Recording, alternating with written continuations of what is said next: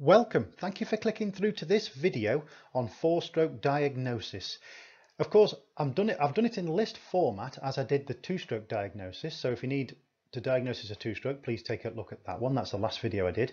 And I've done it in list format because it can be printed off and taken into the workplace should you need to. So if you do have a four-stroke that's particularly problematic, and it is a small four-stroke engine because this relates really to small four-stroke engines, then please do take a look at the procedure from start to finish. This is something I've been doing for the last 25 years plus, and it's always worked for me. So let's take a look to see how we get on. So there we go. We've got the list there from 1 to 22 of separate procedures, but they do lead on from 1 to 2. They do lead into the next. So it might be that you only need the first few. I don't know. But let's get going now, and we'll see, and we'll try and get that engine going again for you. Now, before I even attempt to start an engine, so this is before I even know whether the engine will start or not, the first thing I'll do is check the oil. This is just good practice. The engine oil, always check it. I always do this. I always have done. I've known lots of people who don't, and I've known lots of people have engine seizures. Even if I've just run an engine and stopped it, if I want to run it again a few minutes later, I still check the oil. It's just an habit, and it's a good habit to get into. So that's the first thing I do before I even know if the engine is going to start or not. So providing that's okay, and I've just pulled the pull cord and nothing's happening, I can't get it to start. I already know how to start the engine because I've been using it. Let's imagine we already know this engine well, and all of a sudden we've got problems. So we know the on-off positions, we know the choke positions, etc., but we can't get it going. Well, the first thing I'll do at this stage is I will take a step back from the engine and have a good visual check all around the engine.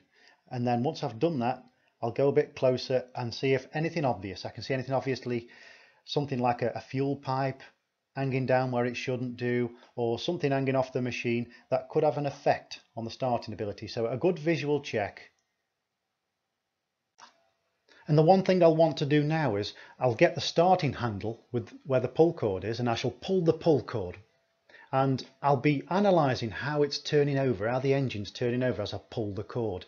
Is it turning over nice and freely with that nice bouncy feel as the compression occurs, or is it turning over sluggishly and is it quite hard to pull? Because if it is, it might indicate that we've got some seizure in there. Regardless of the fact that you've checked the engine oil, there might be some oil ways blocked in there that's allowed the engine to seize, or that it might have been low on oil or no oil in it if someone else has used it, and then I've had that happen where they've occurred it to seize and then put oil in after, and it seems like, hang on, there was oil in, it shouldn't have seized. But just check that, see if there's any sluggishness.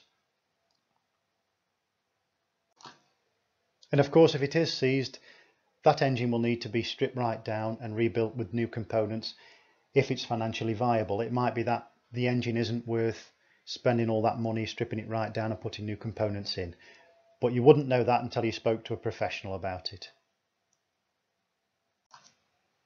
But if all is okay there and it's not turning over sluggishly, can you feel any compression?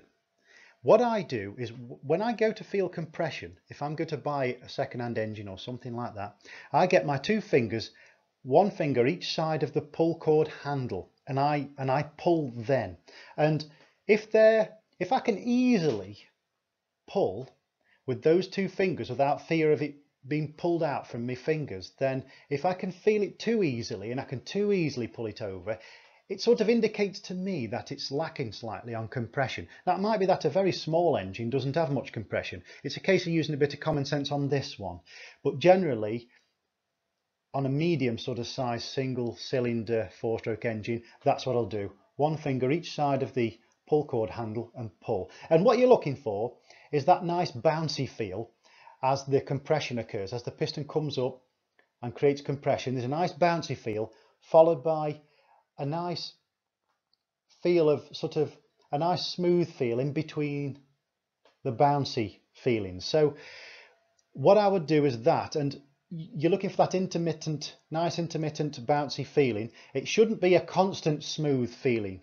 It shouldn't turn over constantly smooth. If it does and there's no bounce there, it might indicate that we've got a lack of compression. It could be piston ring wear, It could be exhaust valve or inlet valve is bent and it's left open, reducing compression or removing compression completely. It could be that the cylinder head is loose slightly. I've had that before. And it could be where the cylinder head gasket's not brilliant. And also I've had it where when I was in my repair centre, a gentleman bought in a 4-stroke engine.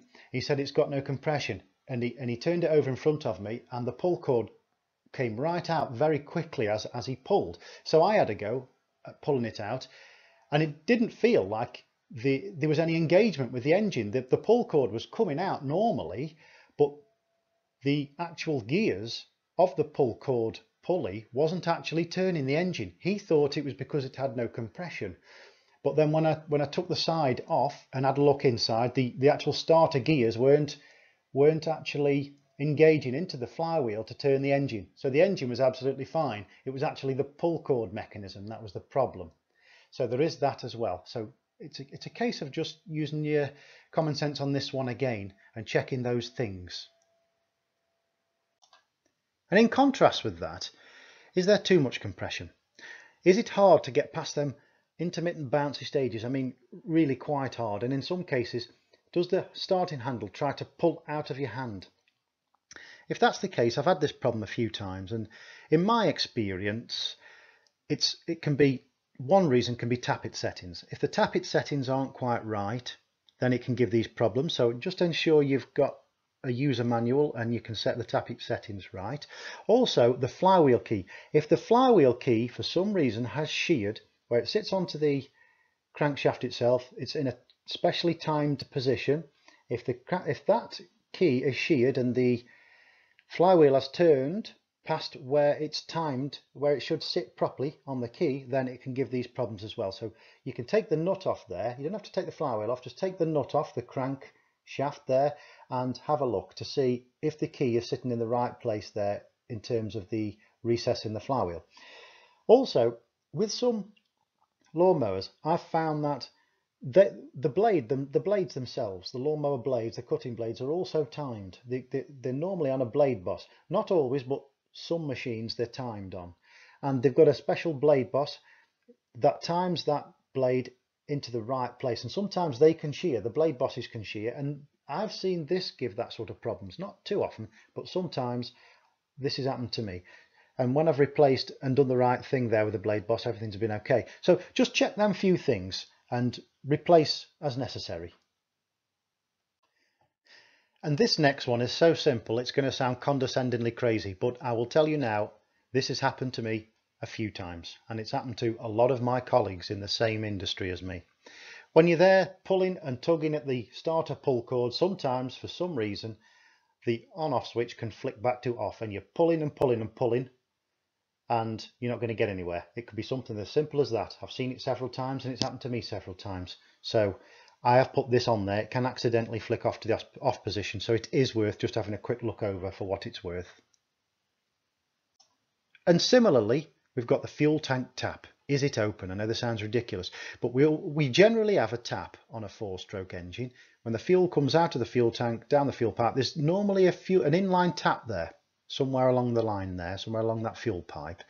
And what I've had in the past is, even though the toggle switch at the front of the tap itself is on the on position, for some reason that outer bit that you're moving moves, but the inner bit that stops the fuel is stuck shut, like they've disconnected from the two. It's broke somehow, and it looks like it's in the on position, and we're tugging and tugging and tugging and tugging. We can't get any fuel in there and start the engine, and it's all down to the tap. And sometimes you can just look at the tap and say, well, it's on the on position, so it's not the fuel, it's not the tap. And then you can start stripping the carburetor and thinking it's that, when there's no need to at this stage. So it's always best, what I always do is, before I strip any carburetor or anything like that, if I don't think there's fuel getting up there, I'll take the fuel pipe off at the carburetor. As it terminates onto the carburetor, take the fuel pipe off and see if there's run through first. At that point then you know whether it is or it isn't a carb problem, or whether it is or it isn't a tap problem, or even a problem inside the fuel tank, any crud that's built up somewhere along the line or something like that. So that can save some time. Again, This has happened to me and the colleagues I used to work with. And if everything was okay there and we'd got plenty of fuel coming up to the carb, the next thing I'd have a look at is whether or not the choke is stuck in the open position, because if it's stuck in the open position, we're not going to get enough fuel into the engine for starting, particularly when it's cold. We need it in the closed position so it shuts off the air and allows more fuel to air to go in. So what I've come across in the past is I've come across where the choke lever, the part that you move with your finger, looks like it's in the start or in the closed position, and you'd think, well, in that case it's okay to start because then the choke will be closed. But sometimes those levers can bend. If they're the metal type levers, those levers can bend, and it can bend into the giving a false idea of being into that closed position. So what I do is I just take the air filter off and just have a look down through the carburetor's venturi, and then you'll see then if the choke butterfly is in the closed position blocking off the venturi, you know that's okay, the choke's working. Then you can just make sure that the choke lever's working okay while you're at that stage, and you can see it moving so that you know there's not a problem with the choke. And if it's the type of 4-stroke engine like on a Briggs & Stratton Classic Sprint type that doesn't actually have a choke, then it could have a primer bulb. So what I would look for with a primer bulb is any little cracks or splits. Sometimes you will see some fuel running out. That would be a nice obvious sign. Sometimes though you don't. I mean, I've had it where I've had cracks and splits in these little primer bulbs, and it doesn't give me any indication at all that there is any splits in there. I've had to look really closely, really closely with a torch and everything. So just have a look there, because if there is any cracks or splits, as soon as you start trying to pull it, it'll just draw in extra air and it'll give starting problems. These primer bulbs aren't generally too much to replace, so they just need replacing as necessary. But if that was okay and I'd attempted another start and I still couldn't get it going, I'd have a look at the spark plug cap and HT leads. Before I tested the spark, I'd just have a look at the cap. I'd push down on the top of the cap, pushing it down onto the spark plug, because sometimes these things can just pull off slightly and it prevents the transmission of the electrical signal to the spark plug from the spark plug cap, and all it needs is just a little push down to do that, to sort that out. So I'd just push down, and I'd also check the cap for any cracks, anything obvious that you think might reduce the ability of the transferring of the electrical signal to the spark plug. I'd also have a look at the HT leads. Is there any cracks and splits in the HT leads, or is the HT lead rubbed away and rubbing onto part of the metal body of the engine? If so, then it's going to be cancelling out that signal to the spark plug.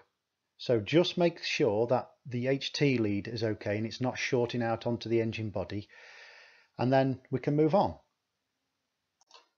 That of course brings me on to the point I mentioned just, and that is I'd just check the spark. If I'd got no joy anywhere there, just have a check. Just all I do is remove the spark plug, reconnect it into the cap so it's loose onto the cap, so it's away from the machine. Then you can earth out the actual thread part, the thread part of the spark plug that is, onto the top of the pot, or onto the engine body, onto somewhere metal, and then pull over the machine, turn the machine over, pull the pull cord. Just make sure that you're not holding the spark plug at this stage, because you will get an electric shock. But this is what I do, and then it'll show you whether there's a spark on the plug or not.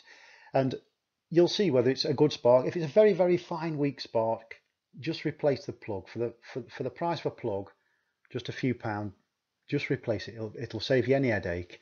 If it's got a nice spark there, a nice colourful spark, then we know that's okay. Then we just put the spark plug back and on we go.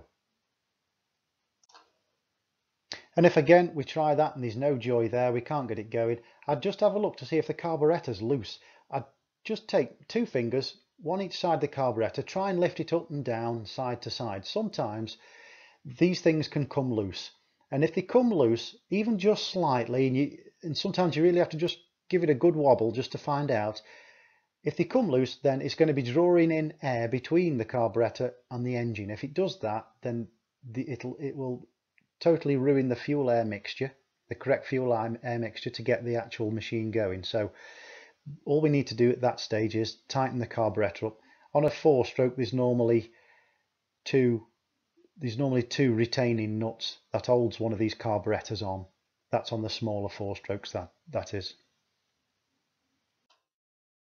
And so if that was all okay, and whilst I was on the subject of the carburetor, and I know we've already took the air filter off anyway and had a look, so we probably would have done this then, and this isn't necessarily in this order, but what I would check is the air filter now. I'd check to see if there was any really dirty, cruddy bits on it, because if it's going to reduce the amount of the right consistency of air coming through it, then you're going to get starting problems. You may as well do it and clean. If it's a cleanable air filter, it may as well be cleaned now, soap and water, then dried out. And then what you can do, in line with manufacturer's specifications, is you can put some oil on these air filters. But as I say, only on the cleanable ones. If it's the throwaway type, the replaceable type, then for the price they are, it's worth replacing them, especially if you can see that there is crud on there. Now, fuel quality. If I was getting nowhere now at this stage, I'd have a look at the fuel quality, and you'll be surprised how often this comes up, particularly if we've had an engine sitting away for a number of months. Now, the fuel quality is a biggie, in my opinion anyway. Now, I know it's controversial, but in my experience, I've had it where I've just checked the fuel. You can normally smell, just have a sniff of the fuel. And if you can, you know what petrol smells like, and sometimes it can smell weak and really stale. At that point there, all the best reactive parts, if you like, of the fuel has evaporated away over the weeks and months. And it's left behind this gum, this less reactive part, if you like, this less reactive solution. And it always gives starting problems and running problems, and we can often think it's some component of the engine and start looking at things at the engine and spending money on components for the engine when it's simply the fuel. So just have a sniff of the fuel. Well, I have a sniff of the fuel, that's what I do. I can't tell you to do that, but it's up to you if you want to do that, and it could save you pounds. So replace the fuel as necessary. It normally lasts something up to around 6 weeks, but I've had it where in 4 weeks I've had to replace it, and I've also had it where, you know, months, and it's been okay. I think it depends where you buy it from and how fresh it is when you actually buy it from, what fuel pump, what fuel station that is, and how fresh their quality of fuel is. And just while you're on the subject of fuel, just check your fuel pipes. Easy done. I normally get a torch or something like that so I can see the fuel pipes better even in the daylight, because the fuel pipes go up into areas of the engine where it's quite dark. So just have a look, run a light up the fuel pipe and really concentrate your vision in one area at a time, and just make sure that the fuel lines aren't degraded or cracked. Sometimes they can be so subtle that you don't really see much fuel leak, what you'd expect to see, and so you overlook it. But it's well worth, just at the moment, just so that we can be thorough, that the fuel pipes are okay, and then of course replace if necessary. And so if I was still getting nowhere at this stage and I was trying to start the engine to no avail, I'd remove the carb bowl at the bottom of the carburetor. So there's normally one bolt at the bottom there, or a set pin. If you remove that, you can pull the carb bowl down, and what you want to see there is a flow of fuel coming out of the carburetor and onto the floor. So make sure, you've got to realize that it's going to go on the floor, this fuel, so put something down, and it's going to go all over your hand, this fuel, so just make sure you're wearing gloves or something like that. And if it does flow out and it's a steady flow, you know that you've got flow coming from the tank down your fuel pipe, through your fuel tap, into your carburetor, and that's the way it should be. Now it should be filling up your carb bowl, but you've taken that off. So have a look inside the carb bowl and see if there's any crud in there, clean that out. So now you're giving it a sort of mini service, if you like, you're caring for it now. And you can use a blower of some description and blow gently up the main jet. You'll see the main jet coming down, protruding down towards somewhere where the fuel float is. So that's worth checking. It's just important to be aware though, if you're using an airline around fuel, that you don't want to make it so that you're producing any sparks of some description. I have heard from some people that air blowers can produce sparks. So you've got to make sure that whatever blower you're using is not producing any kind of spark to ignite any of that fuel. And of course, if your carburetor is the diaphragm type, because some of these 4-strokes do have the diaphragm type, particularly the ones with the primer bulb, they normally have the diaphragm, then it's always worth, with these, always worth removing the carburetor and cleaning it and doing it right straight away, because at the same time you can replace that diaphragm. That diaphragm generally with every service will need replacing. I always replace them with every service. It'll give less headache later down the line. So normally the fuel tank and the carburetor come out as one. You can take that off the machine as one, and then there's a series of bolts that removes the carburetor off the fuel tank, and then between the two, between the fuel tank and the carburetor, there is the diaphragm that will need replacing. So what I do, I replace that diaphragm, and then I ultrasonically clean the carburetor and then blow out all the fuel holes and then replace everything, and then I know that I've done a thorough job of that.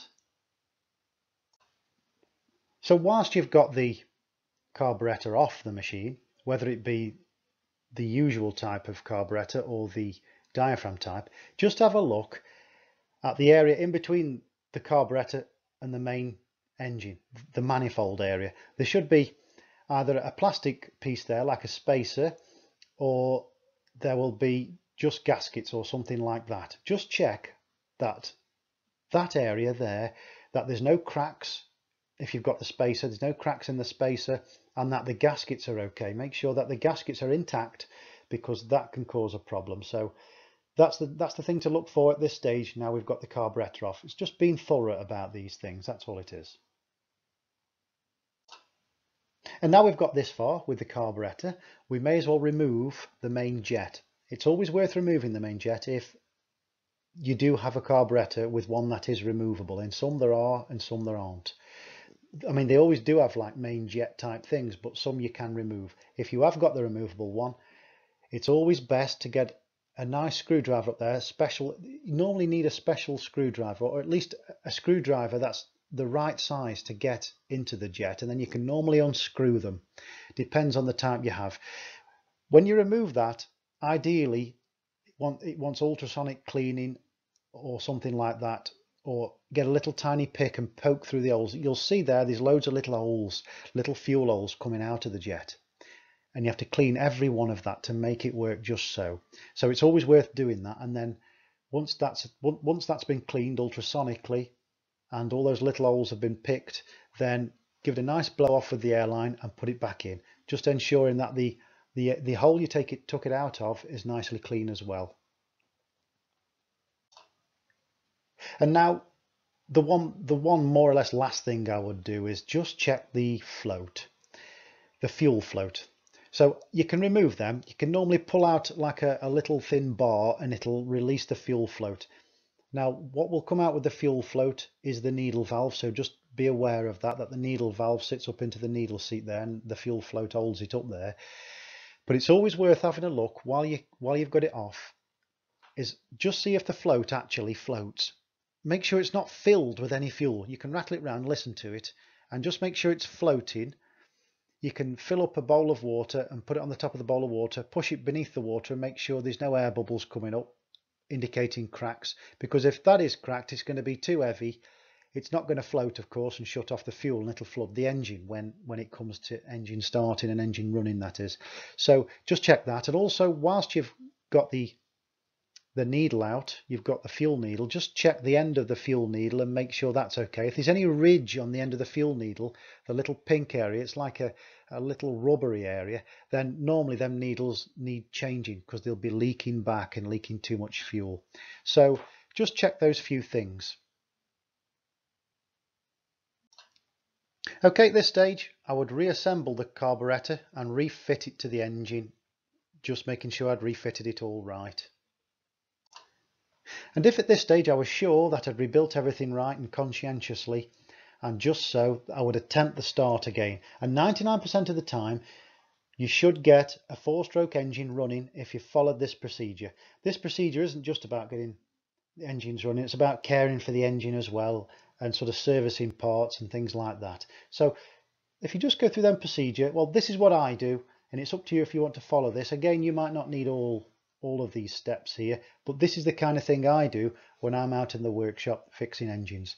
There is adjustments on these 4-stroke carburetors as well, not on all of them, but there are on lots of them, and it's not as complicated as the 2-stroke, but you may need to turn that adjustment screw out and in. It's the fuel adjustment, that is, but it's a case really that at this point you should be having good results there.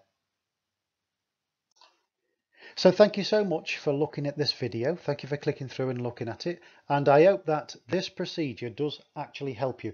I realise for some it will be too basic, they'll already know all this information, but it's not for those people. It's for the people who are the novices, if you like, who want to have a go at these engines themselves. So there might be some points in there that even someone quite knowledgeable hasn't really thought of, maybe, I don't know. But I hope you get good results with this, and happy starting. Thank you for watching. If you have benefited from this video and do like the content, can you please give me a like and share and let it reach out to other people who may need this information, who want to also have a go at repairing their own machines. Also, please subscribe if you haven't done already. I'd really appreciate it. Thank you.